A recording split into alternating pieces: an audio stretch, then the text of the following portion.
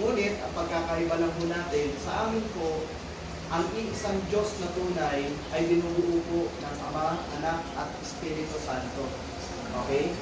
At sabi nga, a unity of three co-eternal persons.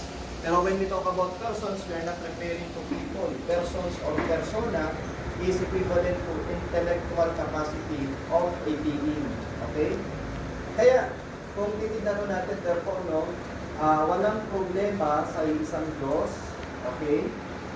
And then at the same time, walang problema na ang Ama ay Diyos. Walang problema na si Kristo ay tao. Okay? Pero ang magkakaroon lang siguro ng theological challenge ay tao lang, sapagkat kami po ay hindi naniniwala na si Kristo ay tao lang. No? Pero naniniwala kami na si Kristo ay tao.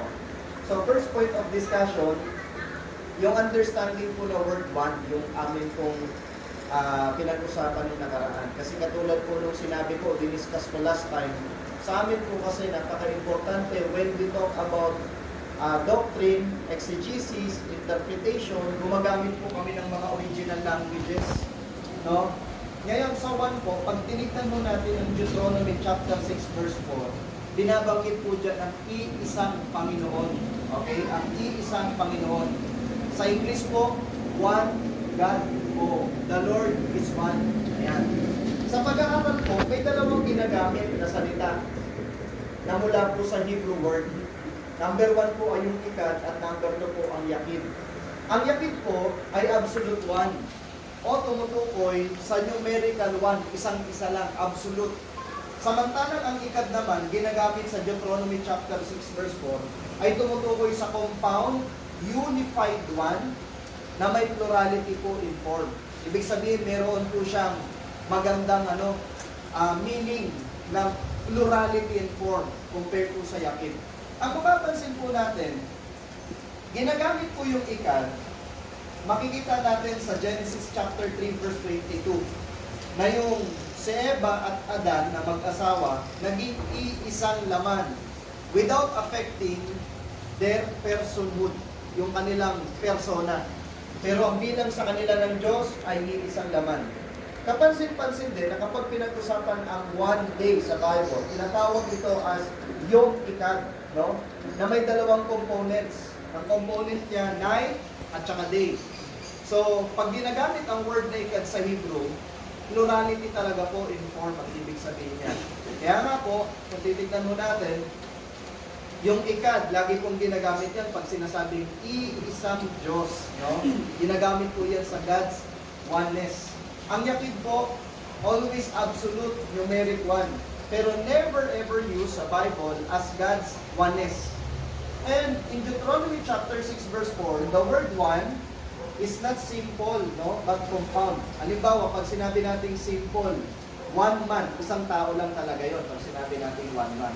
Pero pag compound or ikad ang ginamit, one family, isang pamilya, pero ilan ang bumubuo sa pamilya. Okay, parang ganito po yan eh. Iisa lang yung inyong surname, pero marami kayong persona na gumagamit ng surname na yun. Okay, ganun po ang pagkakagamit. So, the word one in the phrase one man is different from the one of the phrase one family. So, don't be deceived by the word one to mean always singular. Huwag tayong maniwala na kapag sinabing one lang sa Bible, isang-isa lang talaga or absolute one lang talaga.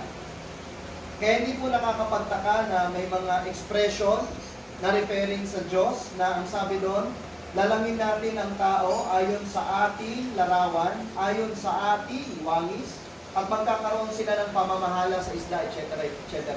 Ang nakasulat, no? Ang nakasulat po dyan, lalalangin natin ayon sa ating po ang nakasulat. No?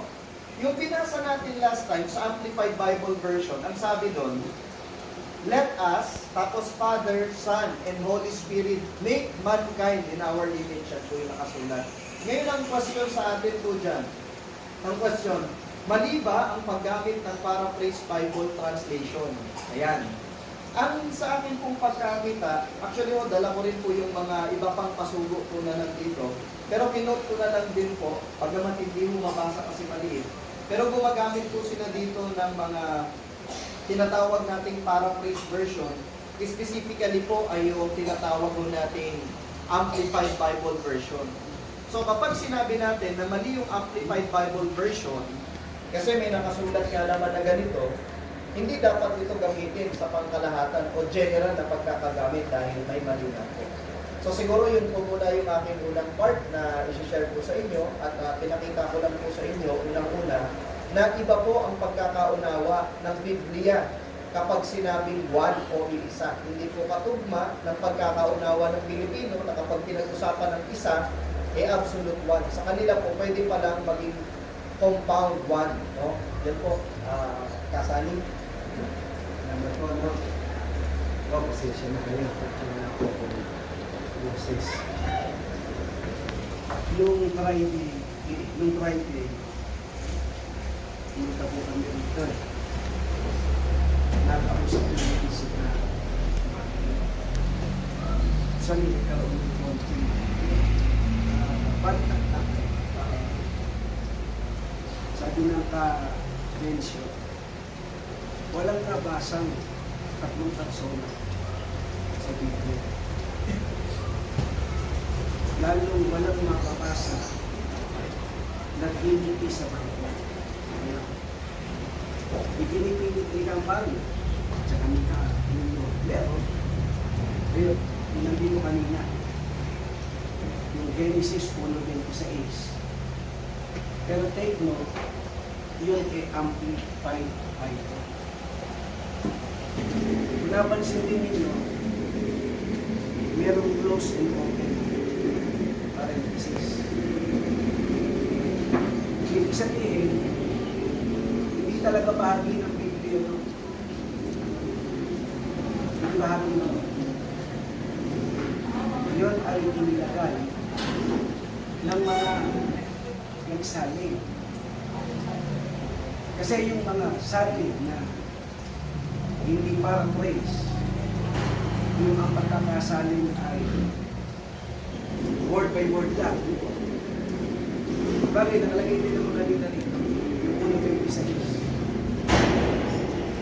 Nalagay natin ang tao sa ating larawan ayon sa ating bangis. Okay. Sige, okay. Meron bang mababasang tatlong ang Diyos, ang iisang Diyos ay may tatlong persona? Di mababasa ba? Kasi yun ang ikinitit ng Kamaryo. Dito, karap si na Brother Messi. Pati yung ibang mga nag-aaral ng Bible.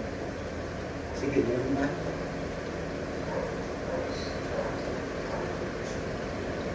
Doon sa unang slide, binanggit ni Brother Messi, wala daw silang problema na ang Diyos ay iisa. Pero yung iisa na Diyos, binubuo ng tatlong persona. Sino yung tatlong persona? Diyos Ama, Diyos Anak, Diyos Espiritu Santo. Ang daw ang bumubuo sa tatlong persona. Ibig sabihin, kung ang isang Diyos ay binubuo ng isang persona, ang Ama ay hindi isang buong Diyos. 1/3 na Diyos lang. Palabas nga yung itlog kasi yun ang pangangatira ng iyong Katoliko.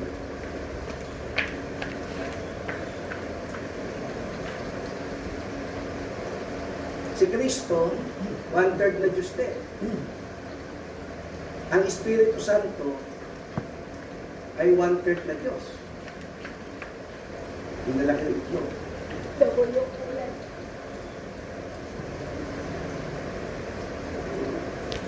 Wala ka rin mababasa sa Biblia na ang Ama ay bahagi lang ng isang Diyos.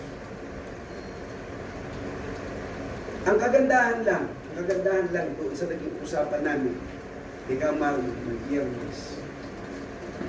Ang sabi ni Brother Mario, tinatanggap naman namin yung sinasabi niyo. Hindi namin tututulan niya. Kasi hindi naman talaga kayang tutunan yun. Nagbasa lang naman kami kung napansin nyo.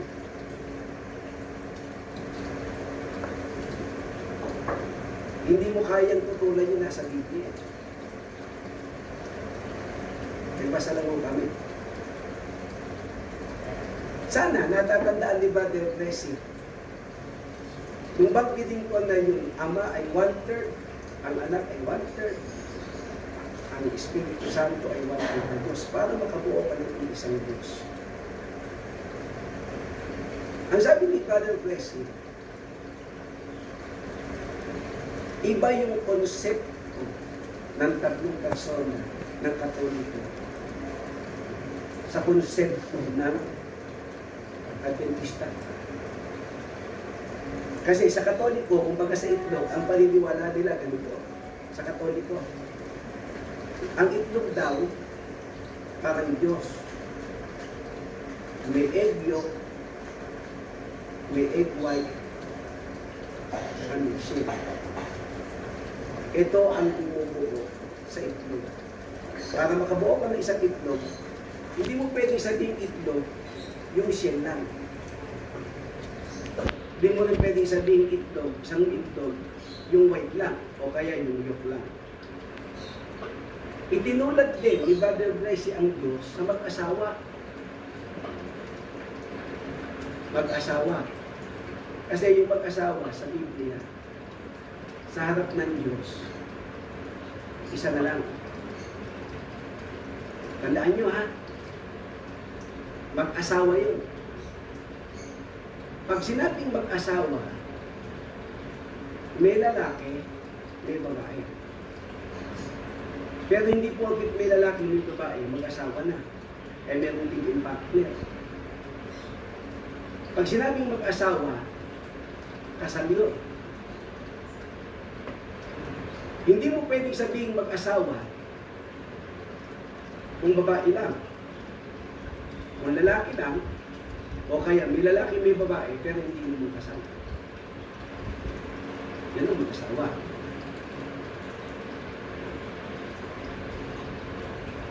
Doon sa paliwanag ni Brother Blessing na ang Diyos, iba ang konsepto ng Katoliko sa Adventista. Pinalilitaw, lumilitaw na mali ang tatlong persona ng Katoliko kasi Christian. Ang pinalilitaw ngayon ni Brother Blessing, mali yung konsepto ng Katoliko. Sana naalala niya. Sa bagay, kahit naman itanggi, wala na akong pakialam doon. Kahit itanggi, wala na akong pakialam doon.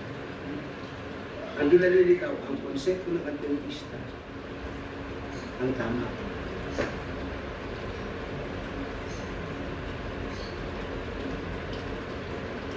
Ginamit din yung 1:26 para patunayan may kasama ang Diyos sa paglalang. Alam na alam ni Brother Blessing na sa Isaiah 44:24.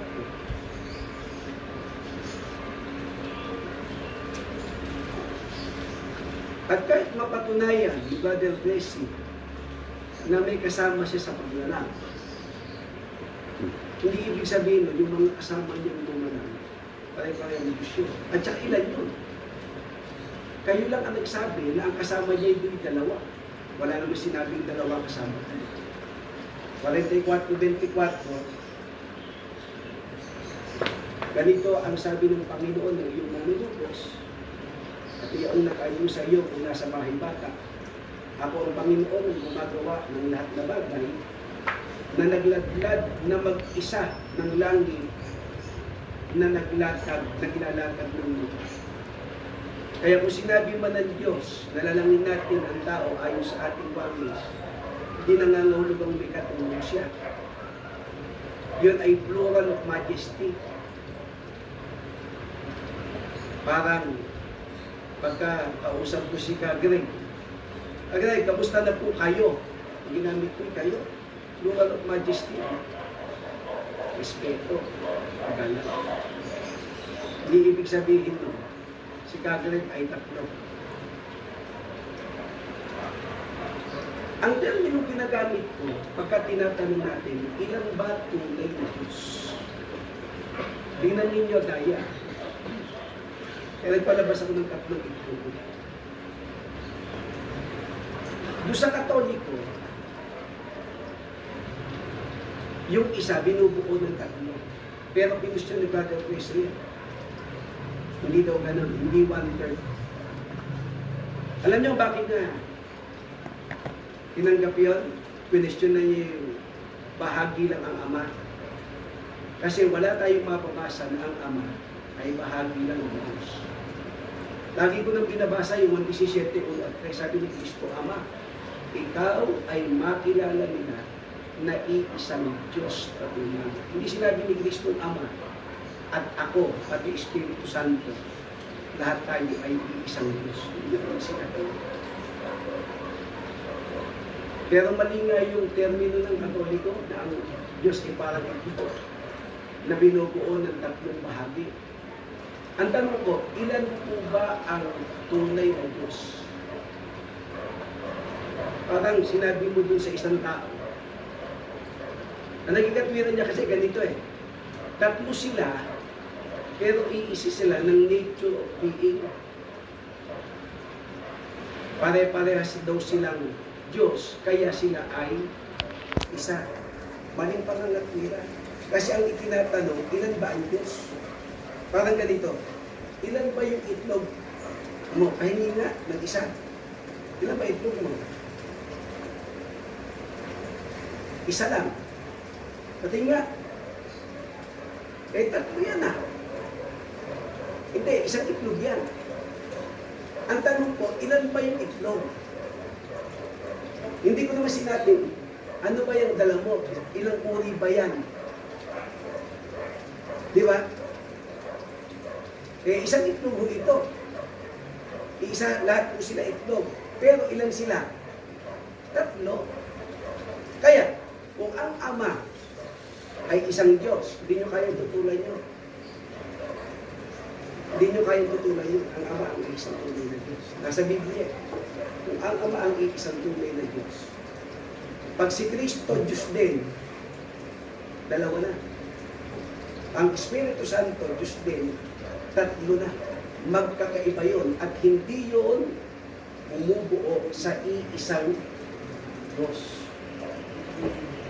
Kaya mali yung pangangatwiran nyo.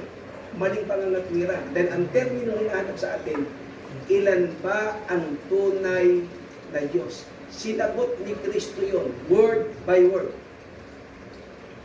Sabi ni Kristo, Ama, ikaw ay makilala nila na iisang Diyos na tunay. Kaya niyo, wala kaming problema Mag-aabang lang kami. Kasi tanggap naman ninyo yung bago binasa namin talata Hindi nyo pwedeng sabihin na mali yung talatang binasa namin. Hindi nyo pwedeng sabihin yung na mali yung sinasabi ng Biblia na ang iisang tunay na Diyos ay ang Ama. Ipinipilit lamang ninyong isabi na si Kristo Diyos din. Pero, tandaan ninyo, si Kristo iba sa Ama. Dalawa na yun. Ang Espiritu Santo, iba rin sa Ama. Kaya sana ito po ang ipaglingkod. Kasi yun ang hinahanap ni Brother Mario at saka ni kapatid na Junior. Actually medyo nagkalakasan tayo pa ng boses noon. Atensyon. Yun naman natural lang. Natural lang naman yun. Ang ipinipilit ni Brother Mario at ni Brother Junior, meron daw talatang nabasa na Trinity o kaya ay 3 persona. Uulitin ko. Walang talata ng Biblia na mababasa mo. Ang Diyos ay binubuo ng 3 persona. Wala kang mababasa. Salamat. Okay. So, isang magandang araw po ulit. At maganda ho ang atin pong pagpapaliwanag sa atin pong kausap ngayon. Ngayon, nais ko lang linawin. Kung mali ang pagkakagamit ng tinatawag nating mga paraphrase translation Bible, makinig po kayong mabuti dito po sa akin pong babasahin. Kasi makikita nyo po dito, at sa iba pang mga pasubo, gumagamit po sila ng Amplified Bible, gumagamit po sila ng New Living Translation, at ng iba pang mga paraphrase Bible version. So again, kung mali ang pagkakagamit ng mga paraphrase version, dapat hindi na ito lumalabas sa pasubo. Dapat isang translation na lang. Dahil kung merong kaaway, halimbawa na lamang po ang mga Muslim, magsabi sa atin, bakit ito ganito yung translation? Hindi na daw dapat gamitin kasi ganito ganyan. Alam niyo, pagtatawanan po tayo ng mga Kristiyano. Bakit? Kasi namimili lang tayo ng translation na pabor sa ating paniniwala. So ulitin ko po, number 1 na kailangan nating tanggapin. Yung pong Amplified Bible Version, New Living Bible Version, at kung ano pang Paraphrase Bible Version, ay presentable po sa kanila pong pasugo. So ibig sabihin, hindi ho natin po pwedeng sabihin na mali iyan at wag natin gagamitin. At hindi po pwedeng gamitin. Mali po yung ganong konsepto. Ngayon, anong mababasa natin sa mga Paraphrase Bible Version? Sabi kasi sa atin kanina, yung Trinity. Actually, ayoko man sanang ipakita, pero sige na lang ho, papakita natin. Okay, ano po yung nakasulat dito? Amplified Bible Version, na sinasabi rin po ng pasugo, ginagamit din po ng pasugo, Amplified Bible Version. Kung sasabihin natin mali yung Amplified Bible Version, dapat hindi na ginagamit ito sa pasugo. Sa katibayan na ito'y ginagamit sa pasugo, isa lang ibig sabihin, pinaniniwalaan din nila ang Amplified Bible Version. Tama o mali? Sabi dito, hindi po, English po ang Amplified Bible Version. Opo, dito po sa pagkakagamit po ninyo, English din po ito, Amplified Bible Version. Kaya ako po pinakita dito, kaya ako po dala, kasi yan po yung ginagamit. So kung kinot ang Amplified Bible Version dito, okay lang din pala na i-quote namin ang Amplified Bible Version. Okay? Ano po? Opo, meron po. Pero kagaya po nung nakaraang in-explain ko, kagaya po nung sinabi ko nung mga nakaraan, ang Adventisto hindi nakatali sa isang translation. Kaya nga po sa amin, gumagamit kami ng Greek translation at saka ng Hebrew. Nung dinefine ko yung one kanina, Hebrew word ang gamit ko. Kasi mahirap i-explain ang libro ng mga Hudyo sa konteksto ng mga Pilipino. Tama mali. Ang Amplified Bible Version, paraphrase po ito, ang kinoconsider ay yung thought. Okay? So again, ulitin ko kung mali ang Amplified Bible Version, dapat hindi ko ginagamit dito. The mere fact na makikita natin na ginamit ang Amplified Bible Version, it means na kinoconsider din pala ng pasugo ang Amplified Bible Version. Ano sabi diyan? And in a loud voice, they cried out saying, Salvation belongs to God, who is seated on the throne, and to the Lamb our salvation is the Trinity's to give, and to God, the Trinity, we owe our deliverance. Pag sinabi hong mali yung translation na yan, hindi rin dapat gagamitin yan dito. Tama po ba? So kung sabihin natin mali ang pagkakagamit, mali ang pagkakatranslate, dapat hindi ginagamit ito dito.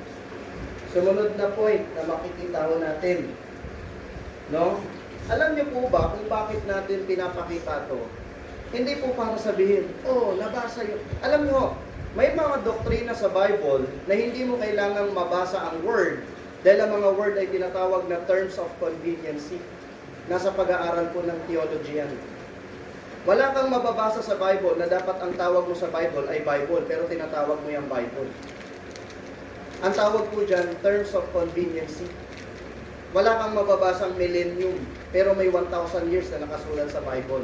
Ang tawag dyan, terms of conveniency. The moment na mayroon kayong makikitang paraphrase translation Bible, makikita nyo po yan as thought for thought translation. Ang kinukonsider ay yung thought. Kaya nga last time sinabi ko po sa inyo mga kapatid at mga kasama, kapag kami gumamit ng Greek, magtatagalog tayo. Pag ako gumawa o nagbasa ng mas mababaw na translation, kailangan ulit ng Tagalog. Mga kapatid, that is unfair. Another thing to consider, another thing to consider, pangangatwiran ito ng mga Katoliko. Kasi ang pangangatwiran namin, hindi po pangangatwiran ng mga Katoliko eh. Ngayon, para po mas maunawaan natin yung sinabi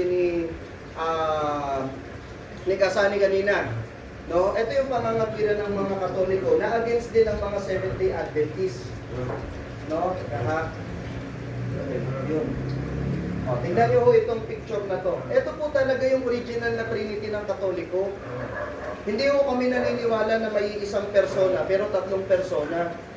Kaya nga po ang nakasulat sa kanila is ganito, ha? No? That one person is three persons. Okay? And the three persons are only one person, is the doctrine of the Godhead as explained by general Christendom at time, which we Adventists claim is contrary to reason and common sense. Tinututulan din namin yung doktrina ng mga Katoliko na mayroong tatlong ulo pero yung isa pong katawan. Yan po yung gusto ko pong sabihin sa inyo. Tayo po ay naniniwala na mayroon pong three distinct persona. Magkakaibang persona, hindi ho magkakasama. Kaya nga sabi kanina, yung itlog, hindi ho. Pinag-uusapan nating one God, yung nature niya. Ang nature ng tatlong yan, itlog. Okay? Kagaya po nung sinabi ko kanina, yung surname, iisa lang. Okay? Pero po pwede siyang pumunta sa mga iba't ibang mga tao na apply doon sa application ng surname na to. Ngayon, sabi kanina, plural of majesty. Alam niyo po ang plural of majesty, yan po ay na-invento way back 3rd century AD.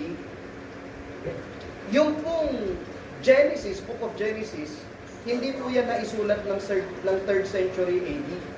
Yan po ay naisulat nung panahon po ni Moises. Ang layo po ng gap.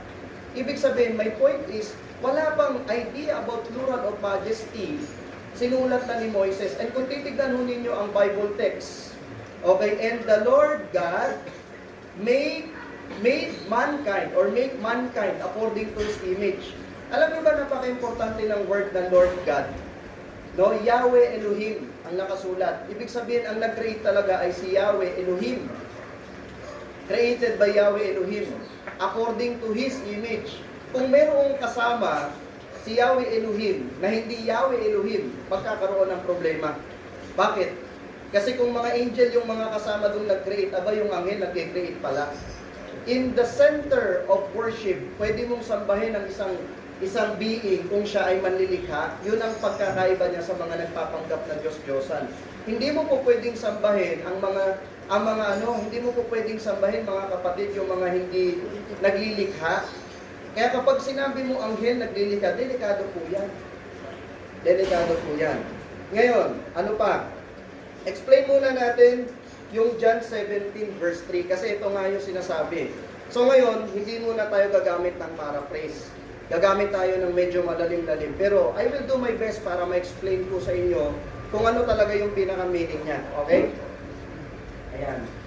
Ipapakita ko lang po sa inyo kung paano talaga inaaral ang Bible at ano talaga yung mga kino-consider. No, pagdating po sa pag-aaral ng Bible, hindi po pwede yung biglang, uy, ano ka agad, ha? Ayan. Ilagay ko po dito sa screen. Medyo lumabas. Sige. Titignan nyo ho, ang sabi doon, ito ang buhay na walang hanggan.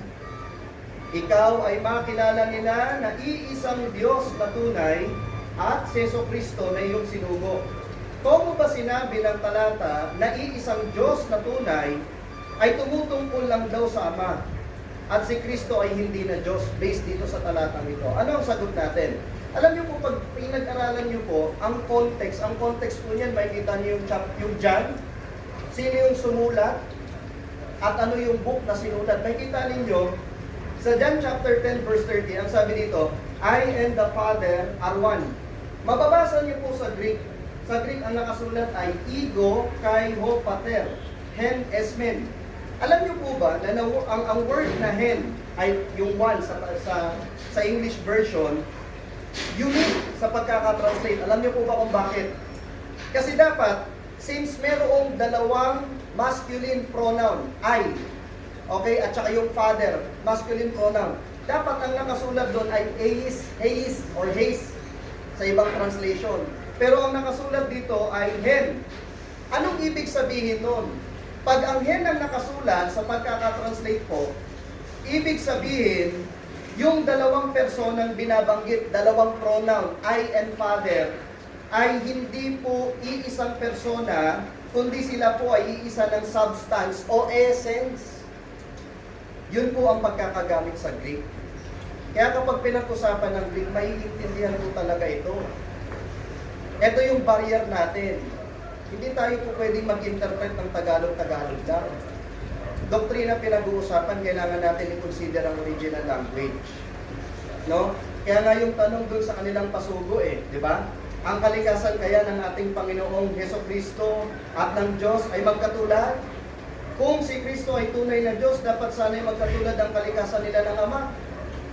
Pag binasa po ninyo at nakikita ho ninyo ang pagkakagamit sa Greek ng Hen, mga kapatid, makikita ninyo sa John chapter 10 verse 30 na sinasabi ni Kristo na pareha sila ng likas ng Ama. So contextually, ang response ng mga Hudyo, babatuhin siya. Bakit? Kasi nauunawaan culturally ng mga Hudyo na kapag sinabi ni Kristo na sila'y iisa, no, ng nature ng Ama, sinasabi ni Kristo na siya'y Diyos. Kultura po yan ng mga Hudyo.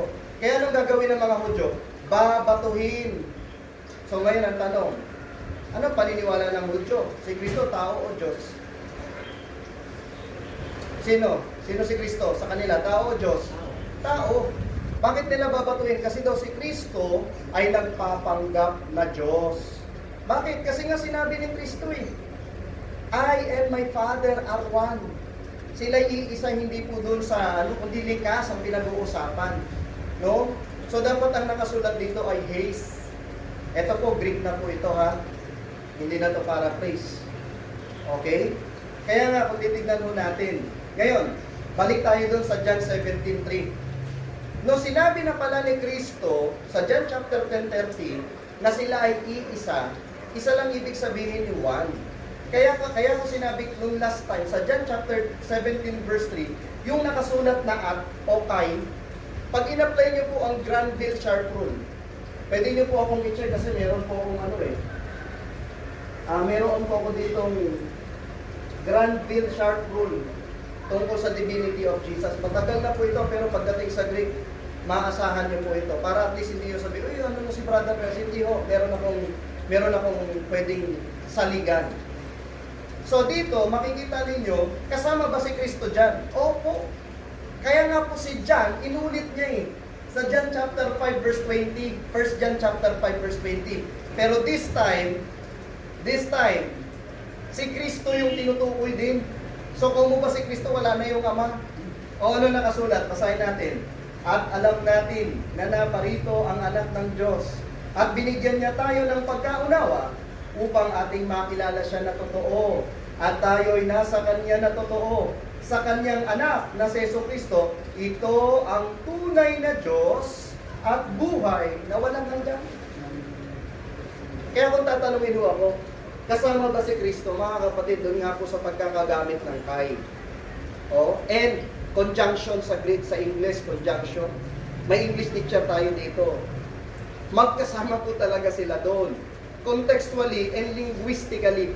Then, another point. No? Kasi sabi, si Kristo, hindi Diyos. Ito isa sa pinakang challenging ha. Total, nandito naman po mga kapatid yung aking mga pasugo. Pwede ho nating kalkalin ito. Tingnan ho ninyo. Number 1, ang sabi ng pasugo, si Kristo ay hindi Diyos, pero dapat sambahin ayon sa pasugo. Ano nakasulat? Because of these attributes accorded by God to the Lord Jesus Christ, every knee should bow before Him, or everyone should worship Him. Sambahin. Ngayon, titignan natin, dapat sambahin si Kristo. That is the first premise, the result of this context. Number 2, pasugo. Ang tunay na Diyos ang manlalalang, samantalang si Kristo ay nilalang. Subalit, binigyan ng Diyos ng kapangyarihan upang makagawa ng mga himala at makapangyarihang gawa subalit na natiling tao sa kalagayan ang Panginoong Jesus, hindi siya Diyos. Therefore, kung titignan natin, dapat sambahin si Kristo, subalit hindi siya Diyos, kundi tao lamang. Nakikita nyo? O, another thing. Therefore, pwedeng sumamba sa hindi Diyos. Tama? Nakikita nyo? Ano pa? Ano ang tawag sa pagsamba sa hindi Diyos? Based ko sa Pasugo, June 2005, page 17, the doctrine of the Trinity, which holds that besides God the Father, sa Trinity daw, hiwalay sa Diyos Ama, there are still God the Son and God the Holy Spirit. Adherents to such doctrine are recognizing a God other than the Father, and therefore they do not have the true God as their God. At best, they are worshiping and serving a false God. So, ibig sabihin, kung ituturo mo na si Kristo dapat sambahin at hindi siya kinikilalang Diyos, sinasamba siya liban sa Ama, ibig sabihin, tinuturo dito sa Pasugo na dapat sambahin si Kristo, pero hindi dapat ikilalaning Diyos, pero tinatawag ito ng Pasugo na pagsamba sa Diyos-Diyosan. Therefore, nagtuturo ang Pasugo na magsamba sa Diyos-Diyosan na pinakang ayaw ng tunay na Diyos. Nasundan niyo ho? Pangalawa, yan niyo dito. Ito nakagulat. Sabi sa Pasugo. Kasi sabi ni Kasani kanina, si Kristo ay hindi Diyos. Ang sabi dito, si Kristo ay Diyos. Si Kristo ay hindi Diyos, pero tatawagin lamang Diyos. May typo lang po. Ano? Si Kristo ay hindi Diyos, pero tatawagin lamang Diyos. O, tignan mo natin. Sabi dito, andito ho yan. Makapal-kapal po kasi. Ano ho? Ang sabi dito, ganito. Bakit pa kami mag-aaral? Sa naniniwala naman kaming si Kristo ay tinatawag na Diyos. Ikinakapit na talaga kay Kristo ang salitang Diyos, ngunit si Kristo ay hindi tunay na Diyos, kundi tinatawag lamang Diyos. Ang tinatawag din nilang Diyos, awit 82, no? Ay kinakapit din sa mga anak ng katastasang tinatawag din silang Diyos. Ikinakapit din sa anghel ang salitang Diyos. No? Si Moises ay ginawang Diyos ng Diyos at parang Diyos. Kung titignan nyo, may iba-ibang konteksto yan. Halimbawa, nung sinabing si Moises ay magiging kagaya ng Diyos, kaya nga yung translation sa Hebrew, hindi po Elohim lang eh. Ang nakasulat ay Ke Elohim. Ang ibig sabihin ay katulad lamang ng Diyos, pero hindi siya sinasabi na Diyos. Samantalang dito, hindi binabanggit doon sa context ng Isaiah 9:6 na siya'y tatawaging tulad ng Diyos. Hindi ho. Ang nakasulat po doon, siya'y tatawaging kamanghamanghang Diyos. Ayan yung nakasulat po, ang kanyang pangalan. Makapangyarihang Diyos, walang hanggang Ama, prinsipe ng kapayapaan, alangan naman tawag lang yan. O ano pa sabi? Ang sabi dito ganito, kaya ang ating Panginoong Hesukristo ay hindi tunay na Diyos na lumalang ng langit at ng lupa, kundi tinatawag lamang na Diyos. Di ba kakaiba, no? Pwede palang tawaging Diyos. Ang pagkakaiba dito, ang interpretation naman para maunawaan po ng bawat isa, meron tayong tinatawag na consideration of proper and common noun. Proper noun, ibig sabihin naka-capital letter, referring po yan dun sa proper talagang God. Pag small letter G, yan po'y common lang, Diyos-Diyosan ang pinatutungkulan. Okay? Yung binabanggit dito, yung capital letter D. Okay? Hindi po yung small letter, kaya magkaiba yung context ng nasa hukom, nasa awit, at yung patungkol kay Kristo. Okay? Ano pa? Pasugo. Sabi dito, ang batang lalaking ipinanganak na tinutukoy ni Isaiah ay ang ating Panginoong Hesukristo. Sinasabi din siya'y aatangan ng pamamahala na ito'y pinatutunayan ni Kristo nang sabihin niyang ang kapamahalaan sa langit at sa ibabaw ng lupa ay naibigay na sa akin. Pagkatapos na siya'y atangan ng pamamahala, siya'y tatawaging Diyos. Ito yung problema po eh. Ito yung nakikita nating challenge eh. Pwede mo palang tawaging Diyos pero hindi mo siya ituturing na Diyos. Ano ba sabi dito? Ayan, ngunit hindi tunay na Diyos, kundi tatawagin lamang. Delikado po yan. Gaya ng pagkatawad. Tignan nyo ha. Tunay na Diyos, capital letter D. Proper noun. Pagdating sa baba, mali ang pagkakatulad. Bakit? Small letter D. Dapat meron pong grammar, correction. Common, at saka proper noun ang pagkakagamit dapat. Parang ganito, para maunawaan ng lahat. Pag sinabing White House, capital W, White House, referring po yan sa United States. Try mong gawing small letter yung White House, puting bahay lang ang tinutukoy. There is a big difference, huge difference between the use of capital W and small letter W. So that's the point here po, mga kapatid, mga kasama. Kaya sabi ko nga po, ang Adventist, hindi kami basta-basta nag-i-interpret. Talagang kinukonsider namin as much as possible yung pong mga importanteng topic o mga dapat na i-consider. Ngayon, ito pa. Another thing po, another thing. Mga maling salin daw ang talata against sa kanila, pero ginagamit nila ang mga salin na ito sa kanilang pasugo. O, halimbawa, ayan, makikita ho ninyo. Nakasulat dito Dito, sa King James Version, sabi dito, they use verses in some Bible translations which contain segments that had been wrongly translated. Wrongly translated daw. One such verse is Romans 9:5 as found in the King James Version. Kasi nga naman, aminado ang pasugo na sa King James Version, ang tinutukoy doon, no, na God blessed forever ay si Jesus Christ. Pero hindi nila pinaniniwalaan. Kaya mali ngayon ang translation. Pangalawa, sabi sa baba, ano-anong maling turo ang ibinunga ng salin ng Pilipos 2:6-8 sa magandang balita?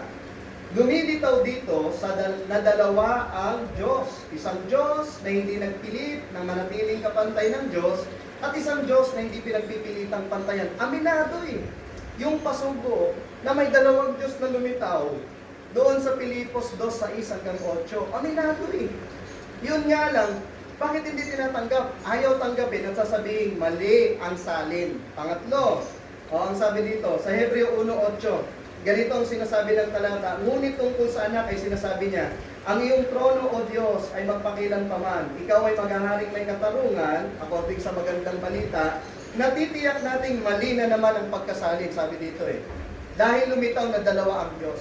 Every time na meron kang makikitang ganyan, ang mali, salin. Kita nyo? Samantalang kung titignan ho ninyo sa kanila pong mga pasugo, ayan, medyo malabo lang, ginagamit po nila ang mga ano na yan, versions na yan po dyan, bias. Bias kapag hindi sang-ayon sa'yo ang translation, sasabihin mo mali yung translation. No? Kaya para ho sa akin, no, at least may ano tayo ngayon, may pinagbabasihan tayo ngayon, uulitin po natin. Number 1, ang pasugo, gumagamit ng Amplified Bible Version. Number 2, sa Amplified Bible Version, may nabasa tayong Trinity, wala? Meron. Number 3, no? Hindi lahat ng terminology ng doktrina mababasa sa Bible. Even the word Bible, wala po sa Bible. Nasabihin, tawagin nyo itong Bible, wala po ganun. Ang tawag dyan, terms of conveniency. Terms of conveniency, walang utos na tawagin mo itong Bible. Okay? May mababasa ka sa Greek na Biblos, pero it's not referring to the 66 books. Number 4, hindi po tayo doktrina ng Katoliko. Ulitin ko ho. So, there's nothing connection, or there's no connection kapag sinabi mo, ang tawag dyan is strawman fallacy Nagkikreate ka ng strawman, yun yung binubugbog mo, akala mo yun yung doktrina ng Adventist, pero doktrina ng Katoliko.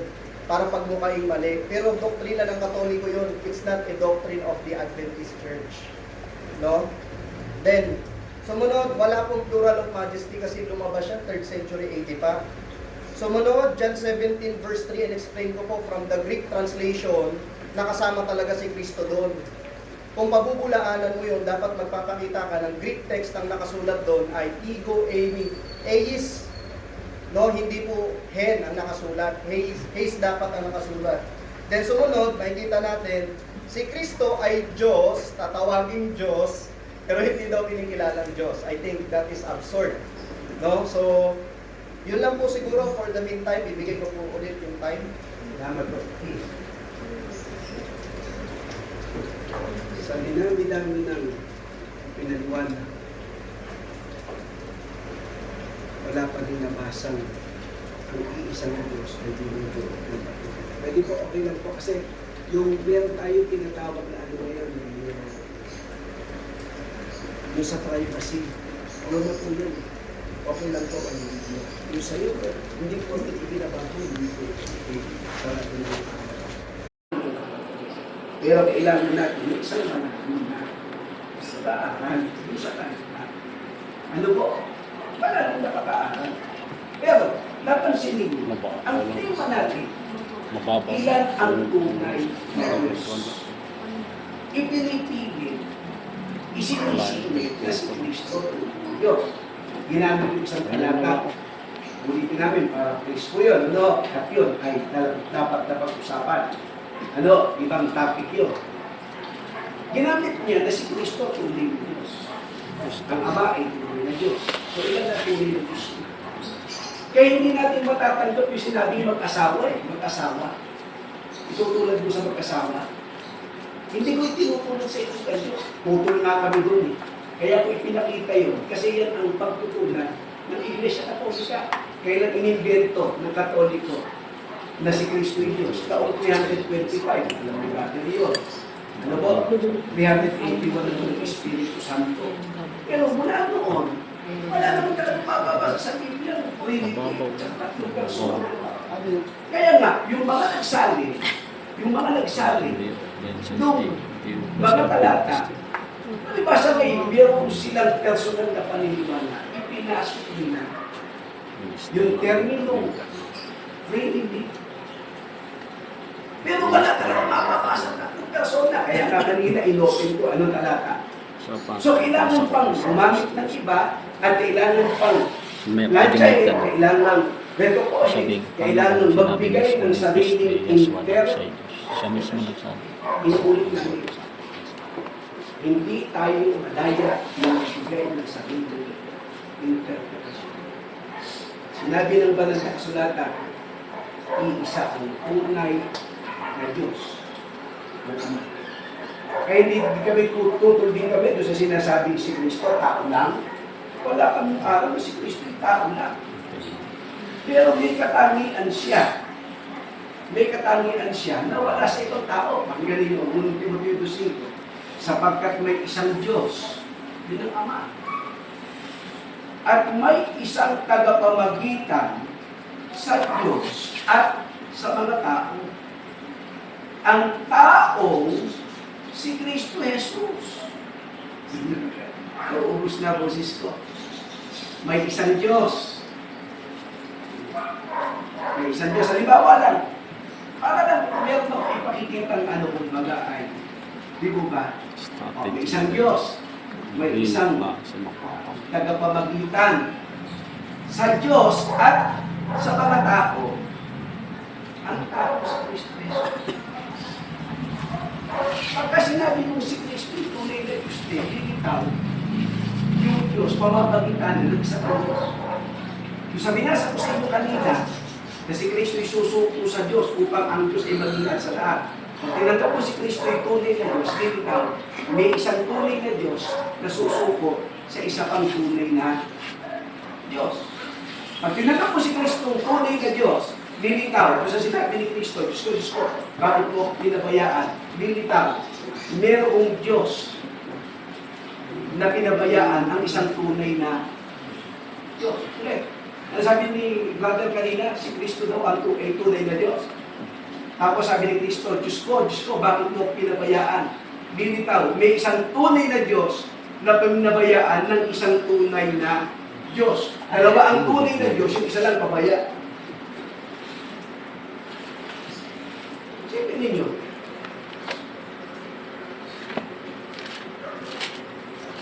Juan 20:17.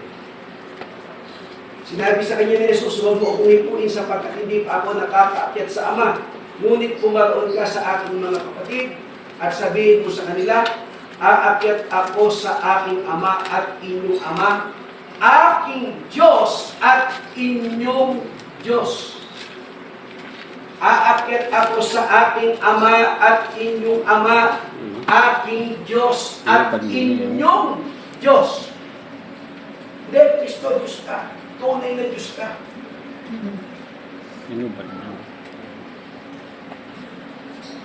Pagka ipinilit natin tunay na Diyos si Kristo, kailangan tayo magbasa. Dalawa ang tunay na Diyos. Huwag mong gamitin yung isang pamilya na apelyido lang. Ibig sabihin, ang apelyido ni Kristo ay Diyos. Jesus Diyos. Ang apelyido ng Espiritu Santo ay Diyos. Hindi ganun po yun. Ano po? Ang tanong ko maliwanag, ilan ang tunay na Diyos? Hindi ko tinanong, ilang pamilya ang Diyos? Ilan sila sa pamilya? Ilan silang Diyos? Hindi ang tanong ko. Ang nakalagay, ilan ang tunay na Diyos? Yun ang tanong ko. Ang simple ng tanong eh. Ilan ang tunay na Diyos? Hindi, parang mag-asawa yan. Di isa apelido, parang isang pamilya yan. Di isa apelido. Hindi ko naman tinanong, ilang pamilya meron, ilan ang miyembro ng pamilyang Diyos. Hindi na ako ganun eh. Ang tinatanong ko, ilan ang tunay na Diyos? Ang sabi ni Kristo, ang tunay na Diyos ang Ama. Sabi ni Kristo, Ama, ikaw ay makilala nila na iisang Diyos na tunay. Sabi ni Kristo, aakyat ako sa aking Ama, inyong Ama. Aking Diyos, inyong Diyos. Sabi ni Kristo, Diyos ko, bakit mo ako pinabayaan? Pag pinilit mo si Kristo ay tunay na Diyos, lilitaw. Si Kristong tunay na Diyos, pinabayaan ng isa pang tunay na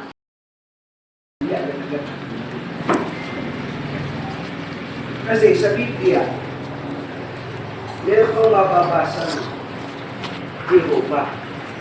Kahit sa King James Version. Sa awit, mababasa mo yung Jehovah. 83:18. Talagang, netwa pang netwa, mababasa mo yung termino yung Jehovah. Pero yung sarili, yung Jehovah, totoo kayo ng Diyos. Kaya kinakailangan natin na magsagawa ng marami. Sa mga Biblia, yan. Kung walang Trinity sa Bible, yun ay in-insert lang ng mga nagsabi. Saan galing yung Trinity? Sino umundi? Hello, bakit? At yung umimbento, hindi naniwalaan ng bilin-bilin at nasukdulang ipasok na sa Diyos sa talata ng Biblia para patunayan may piling sa kanya. Wala. Kaya nagsumiksik doon sa amplified. Kaya ko na, masama bang gamitin yung paraphrase? Sabi nga ng Brother President, ang Iglesia ni Cristo gumagamit din ng paraphrase. Pero, pag gagamit tayo ng paraphrase Bible, katulad na nakalagay sa unang Korinto 2:3, kailangan ay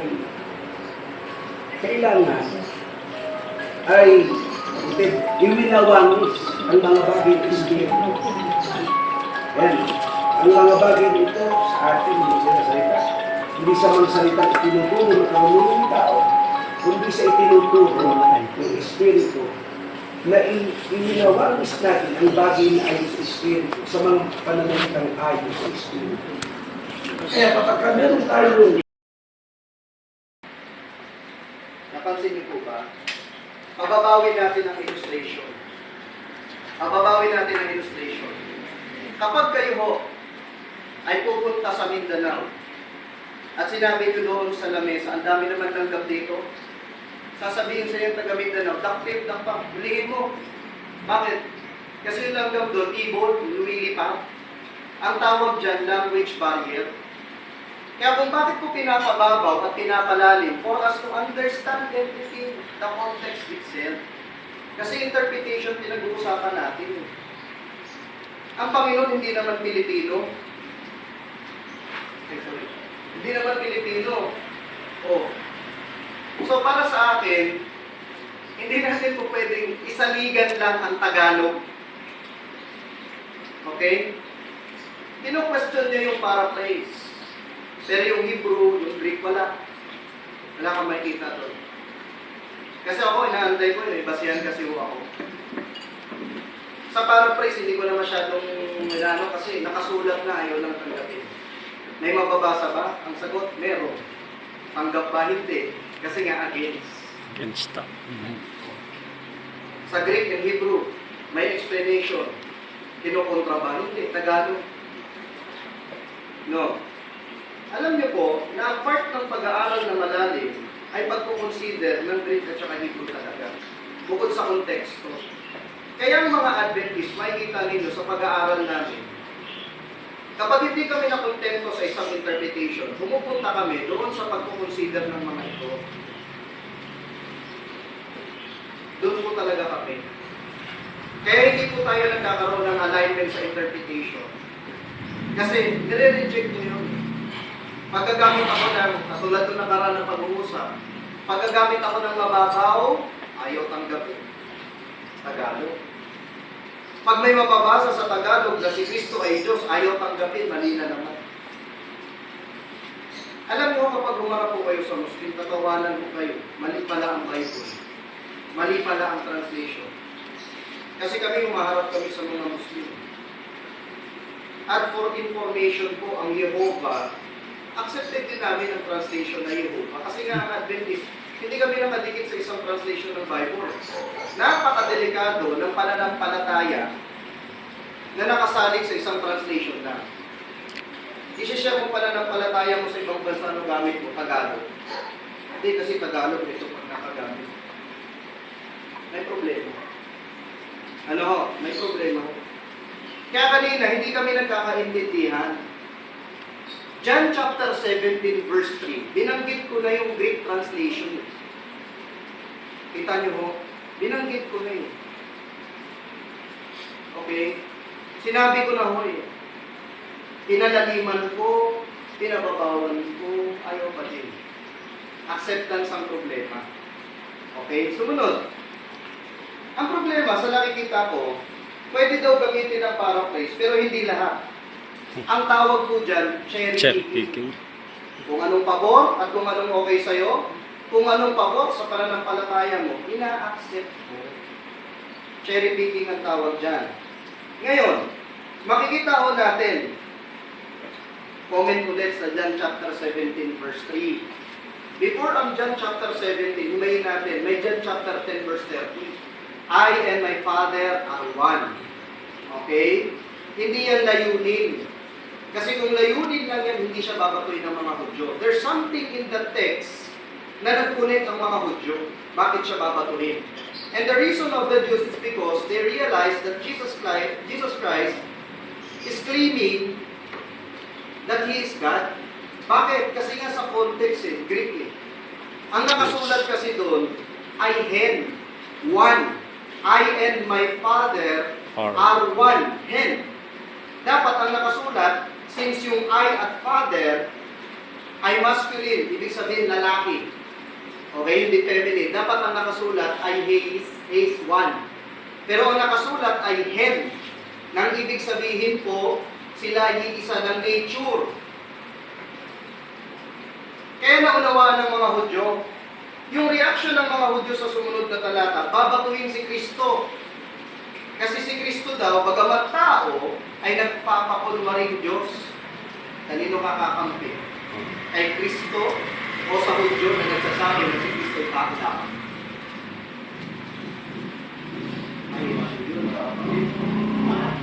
Mahirap po yun.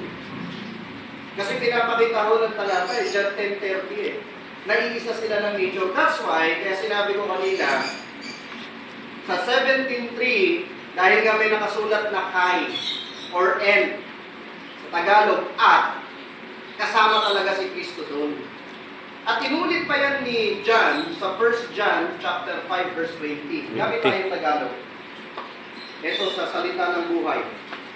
1 John chapter 5 verse 20. Ito po mahirap pag hindi pa po sa atin sasabihin. Mali na naman yung paraphrase. Alam din natin na parito na ang anak ng Diyos at binigyan tayo ng pangunawa upang makilala natin siya na katotohanan. At tayo'y nasa Kanya na siyang katotohanan. Walang iba kundi sa Kanyang anak na si Jesucristo. Ito ang tunay na Diyos at tunay na buhay na walang hanggan. Malinaw. Tunay na Diyos ho eh. Capital letter D ho eh. Teka, so ulitin ko ho. Mali na naman po ito. Pag may nabasa at hindi pabor, mali ang translation. Yun ang problema. Nakikita nyo, ako hindi ko sasabihin mo sa inyong mali ang Bible. Delikado ho yun. Pag may nangangaral sa atin na sasabihin mali ang translation ng Bible, delikado ho yan. Tatawanan ka ng Islam. Sabi ko sa iyo, di ba may mali? Kaya ko po sinasabi, kami ho, pagtapos namin gamitin dito, sinusure ho namin ito sa original language niya. Okay? Sinusure ho namin siya sa original language. Ngayon, nababasa ba natin? No? Kanina, no? Nababasa ba natin na mayroong pagka-Diyos o tinatawag si Kristo na Diyos? Ano ho? Ito, tingnan niyo ho mga kapatid para lang at least meron kayong idea.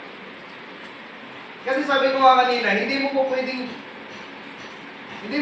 sambahin si Kristo at hindi mo kikilalanin Diyos. Tignan niyo ho ito. No. Diyos lang ang karapat dapat sambahin, wala nang iba sa Biblia. Tama, mali? Tama. Lahat nag-agree ho dyan. Makikita natin, si Kristo ay sinamba, therefore si Kristo ay Diyos. Tingnan mo ninyo ha, Matthew chapter 9 verse 18 onwards, makikita nyo sinamba si Kristo. Without the declaration pa ng Ephesians chapter 2 verses 6 to 8. Wala pang declaration ha, kasi kanina sabi, itinaas si Kristo para sambahin. Dito wala pang gano'n. Pero makikita nyo na si Kristo ay sinamba. Ngayon, ito, pansinin mo ninyo. If ang Panginoon ay tao lang, dapat ikukorek niya yung mga sumasamba sa Kanya tulad ng mga sumusunod. Halimbawa, may reaksyon ng tao nung siya'y sinamba, si Pedro ho yan. Sabi, pagpasok ni Pedro, sinalubong siya ni Cornelio at nagpatira pa sa kanyang paanan at siya'y sinamba. Ano sabi ni Pedro? Ngunit pinatayo siya ni